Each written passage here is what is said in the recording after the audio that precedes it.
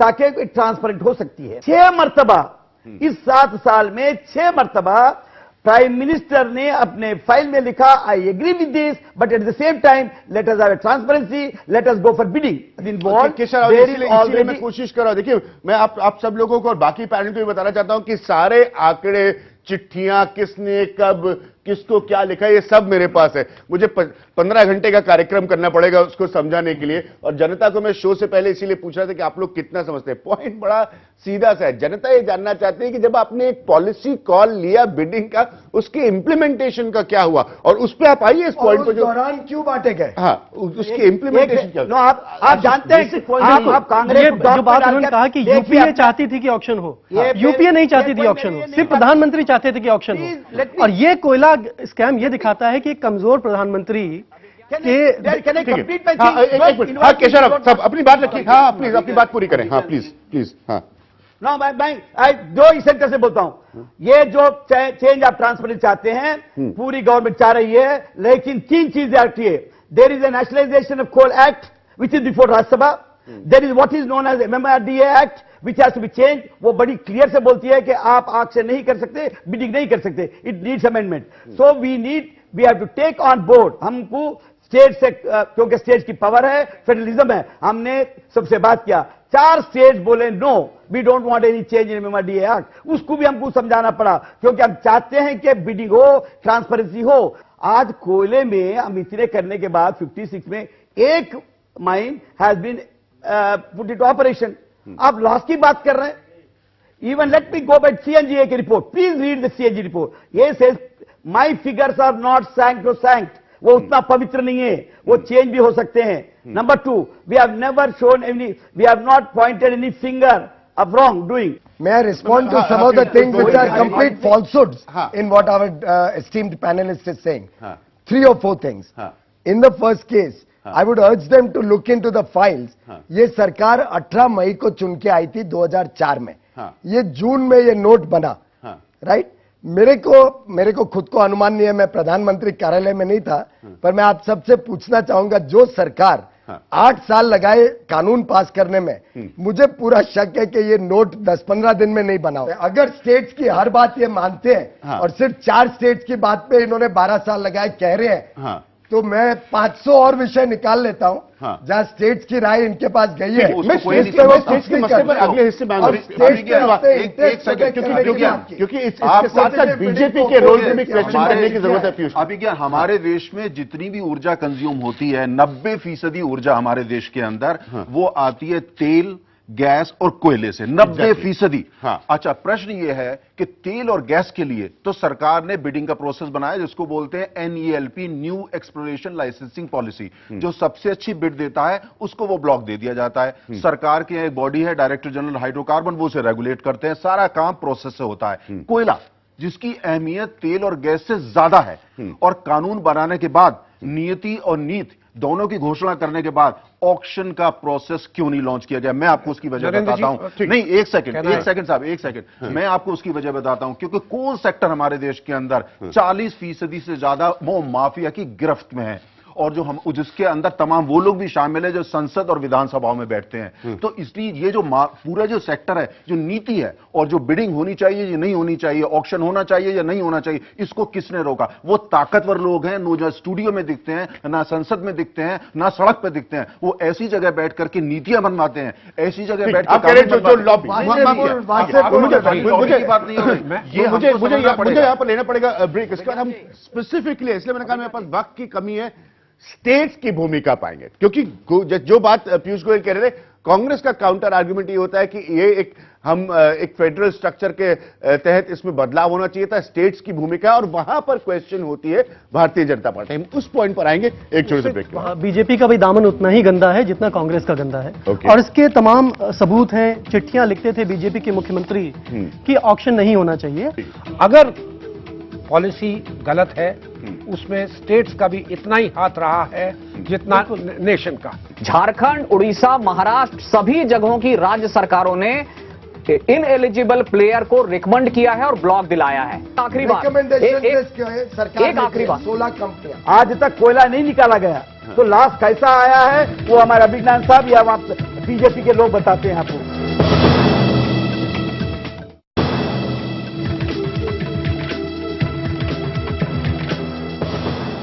Break में जाने से पहले मैंने ये बात रखी थी कि स्टेट्स की भूमिका जो है, स्टेट्स का रोल है, उसको लेकर बीजेपी से क्वेश्चन। आशीष, और मैं बार बार आप सब लोगों से रिक्वेस्ट करूंगा क्योंकि वाकई टाइम की कमी होती है, मैं पेचीदगियां समझता हूं, बहुत सारे आंकड़े, फिगर्स, नंबर्स, चिट्ठियां, कॉरेस्पॉन्डेंस या आप मीडिया पर देख रहे हैं, उन्हें दोहराया गया बीजेपी के रोल को, क्योंकि दो स्टेट्स ऐसे हैं जिसमें एक बहुत बड़ा चंक है कोल प्रोडक्शन का, उसको कांग्रेस अब कह रही है ये है काउंटर आर्ग्यूमेंट जिसकी वजह से नीति लागू नहीं हो पाई। देखिए, इसमें बीजेपी का भी दामन उतना ही गंदा है जितना कांग्रेस का गंदा है। Okay. और इसके तमाम सबूत हैं। चिट्ठियां लिखते थे बीजेपी के मुख्यमंत्री कि ऑक्शन नहीं होना चाहिए, और जो आपकी मौजूदा पॉलिसी है स्क्रीनिंग कमेटी की, जिसको सभी ने कहा था, जितने भी एक्सपर्ट कमिटीज बनी थी, कि ये ओपेक है, नॉन ट्रांसपेरेंट है, करप्शन प्रोन है, उसको, उस पॉलिसी का समर्थन बीजेपी भी कर रही है। सबने किया, सबने किया। हाँ, एक मैं दूंगा सबने किया। और इसकी वजह यह थी कि जो स्क्रीनिंग कमेटी थी, इंटर मिनिस्ट्रियल स्क्रीनिंग कमेटी थी, उसमें राज्यों का भी बहुत प्रभाव था, उनका से था।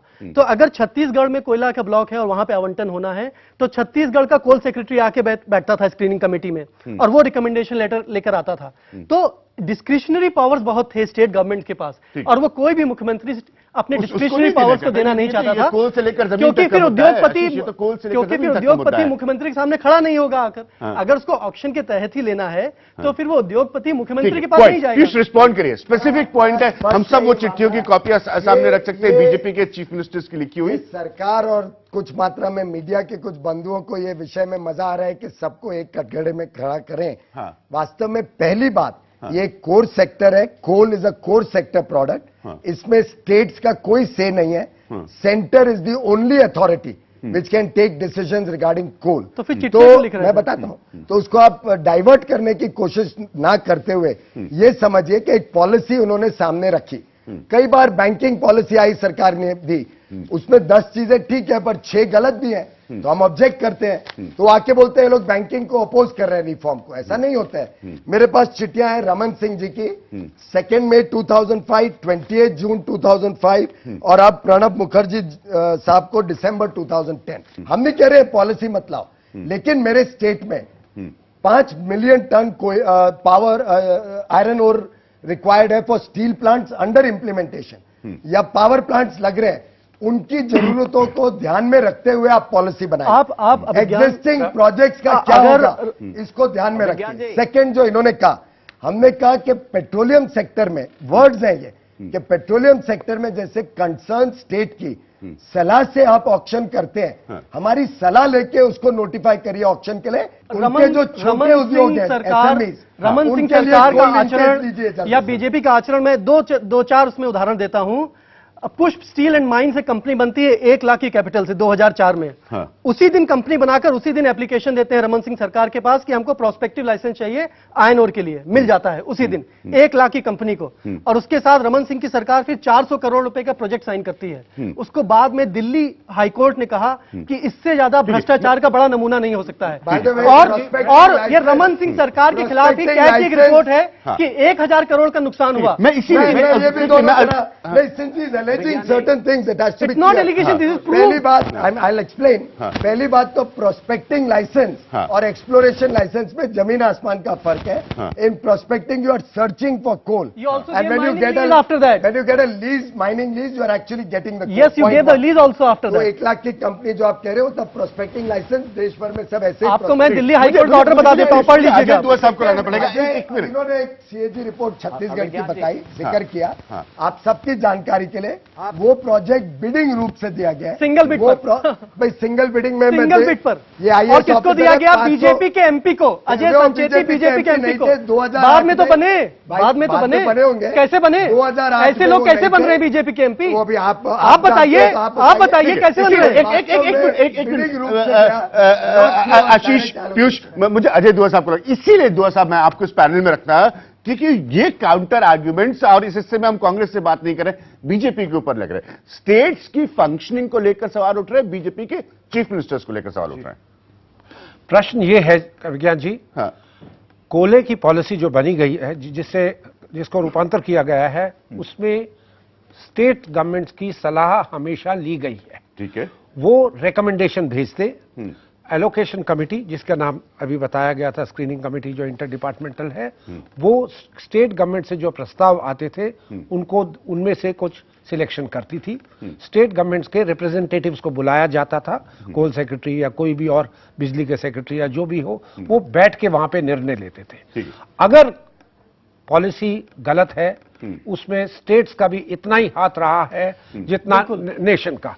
पर एक विषय में बिल्कुल इनकी मानता हूं कि कोला सेंट्रल सब्जेक्ट है। हाँ, ये फैक्ट, कोला सेंट्रल सब्जेक्ट में कोल सेंट्रल सब्जेक्ट है निर्णय, लेकिन वो ओपिनियन उस बिल्कुल अभी एक मिनट इन्फ्लुएंस करते हैं। एक मिनट मेरी बात अगर आप थोड़ा सा सुनेंगे। मैं कह रहा हूं कि ये कहना बिल्कुल ठीक है जी, बैंकिंग सेंट्रल सब्जेक्ट था तो सेंटर डिसीजन ले सकता था, बट कोला ऐसे विषय था जिसमें स्टेट गवर्नमेंट्स का चाहे मेजर मिनरल सेंट्रल सब्जेक्ट होने के कारण तब भी स्टेट्स को हमेशा इन्वॉल्व किया गया था। उन्होंने अगर ऑब्जेक्ट किया, और ये ऑब्जेक्शंस अभी आपके सामने पढ़ के सुनाई गई हैं, कुछ और गवर्नमेंट भी थी, लेफ्ट गवर्नमेंट्स ने भी अपोज किया, ट्रेड यूनियन से भी अपोज किया, तो ये जरूरत पड़ गई थी कि कानून को बदला जाए। कानून को बदल तभी सकते हैं जब राज्यसभा और लोकसभा दोनों पास करेंगे। उसके अंदर रीजनल पार्टीज के रिप्रेजेंटेटिव जो अपोज कर रहे हैं, लोकसभा में बैठे स्टेट्स, राज्यसभा तो है ही स्टेट्स की, वो अपोज कर रहे हैं, तो कांग्रेस पार्टी या यूपीए को पास कराने के लिए बहुमत चाहिए था, जो बहुमत उनके पास उस टाइम नहीं था। हाँ सुदीप प्लीज, मैं जानता हूं मैं बार बार आप लोगों से माफी मांग रहा हूं कि टाइम का फैक्टर है यहां पर, प्लीज सुदीप। हाँ, देखिए, राज्यों की भूमिका बताने के पहले मैं केवल एक लाइन बोलना चाहूंगा जी। बीच में यह बात आई थी कि प्रधानमंत्री ने क्या किया। हाँ। जब बिडिंग का प्रस्ताव पर खुद कोल सेक्रेटरी ने बिडिंग के लिए कह दिया, ये सीएजी की रिपोर्ट है, ये खुद कहती है कि 11 सितंबर 2004 को प्रधानमंत्री कार्यालय ने एक नोट इनिशिएट किया, सुमोटो इनिशिएट किया और बिडिंग के डिसएडवांटेज बताए, और उसके बाद बिडिंग का प्रोसेस डीरेल हुआ है। पहली बात, राज्यों की भूमिका के बारे में हमको ये समझना चाहिए कि राज्यों की भूमिका क्या है। स्क्रीनिंग कमेटी में जब किसी प्रोजेक्ट का इवैल्यूएशन होता है तो उस स्टील, सीमेंट या पावर सेक्टर के प्रस्तावित प्रोजेक्ट की ग्राउंड पे क्या स्थिति है, इस पर राज्य सरकार की राय सबसे ज्यादा अहम है। ग्राउंड पे ये सीरियस प्लेयर है, ये जमीन ले चुके हैं, ये प्लांट लगा रहे हैं, ये वाकई कुछ कर रहे हैं, इस बात पर राज्य सरकार की राय बहुत अहम है। और ऐसे ढेरों उदाहरण हैं जिसमें न केवल छत्तीसगढ़, झारखंड, उड़ीसा, महाराष्ट्र, सभी जगहों की राज्य सरकारों ने इनएलिजिबल प्लेयर को रिकमेंड किया है और ब्लॉक दिलाया है। दूसरी बात, तीसरी बात ये जो अभी बात आई कि कोल बिडिंग का एक एक्ट 2001 में आया था, जो अजय जी ने कहा, वो एक बात बताना भूल गए हैं कि 2000 एक्ट का जो एक्ट, नेशनलाइजेशन एक्ट अमेंडमेंट के लिए आया था, उसमें प्राइवेट माइनिंग के लिए बिडिंग थी, उसमें एंड यूज प्रोजेक्ट के लिए बिडिंग नहीं थी, उसमें एंड यूज प्रोजेक्ट की बिडिंग नहीं थी। जो यूनियनों ने विरोध किया वो प्राइवेट कमर्शियल माइनिंग का विरोध किया है, एंड यूज प्रोजेक्ट की पॉलिसी का विरोध नहीं किया है। ये दोनों विषय एकदम अलग हैं। तो राज्यों की भूमिका बिल्कुल साफ है और राज्य को सहयोग से ही ये सब हुआ है। मैं एक और बात बताना चाहूंगा कि अभी जो बस एक मिनट बस एक आखिरी बात, एक आखिरी बात, एक आखिरी बात, 16 कंपनियां। ठीक है, अब बताइए, मैंने इस प्रोग्राम की शुरुआत में कहा था, मैं यहाँ पर एक ब्रेक वक्त है इस शो के फॉर्मेट के हिसाब से जनता के सवालों को मैं इस जनता से बात कर रहा था इस प्रोग्राम से पहले कि ये कितना समझते हैं, क्या ये वाकई उन आंकड़ों से प्रभावित हो रहा है, या इनको समझ में आता है कि सरकारें जब फैसला लेती है उसमें नुआंसेस होती है, उसमें बारीकियां होती है, उन्हीं बारीकियों के जरिए कोई इतना बड़ा घोटाला या उसके मिसयूज के जरिए कोई इतना बड़ा घोटाला सामने आता है। जनता के सवाल एक छोटे से ब्रेक के बाद। 2006 में सबसे ज्यादा अलॉटमेंट की, क्योंकि कानून आने वाला था, पहले अलॉटमेंट कर दो। ये कोई रेवेन्यू अर्निंग प्रपोजिशन नहीं है। जिस तरीके से पैनलिस्ट में 2-3 लोग बात कर रहे हैं, ये पैसा कमाने के लिए नहीं है। कर सकते हैं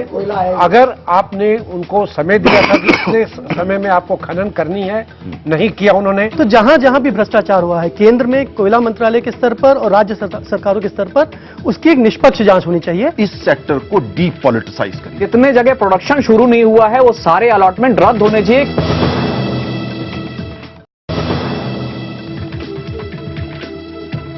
नलिन जी, वक्त है जनता के सवालों का, इसीलिए मैंने इस प्रोग्राम की शुरुआत में कहा था, जनता क्या समझती है, कितना समझती है। बड़ी हेडलाइन उसने देख ली, एक बहुत बड़ा फिगर देख लिया जिस पर नुकसान का आरोप लगा, प्रधानमंत्री के